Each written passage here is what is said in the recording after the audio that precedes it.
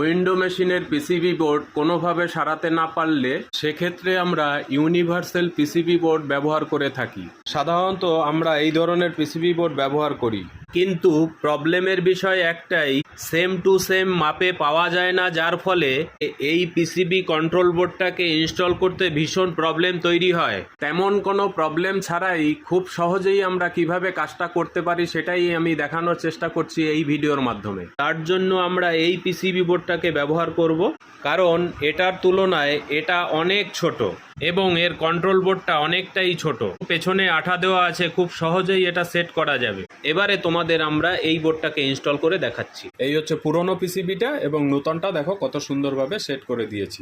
Control বোর্ডটাকে আমরা ভেতরেও set করতে পারি অথবা এভাবেও দিতে পারি। এইভাবে দেখতে ভালো লাগলো তাই এইভাবেই সেট করলাম। তোমাদের কেমন লাগলো অবশ্যই কমেন্ট করবে।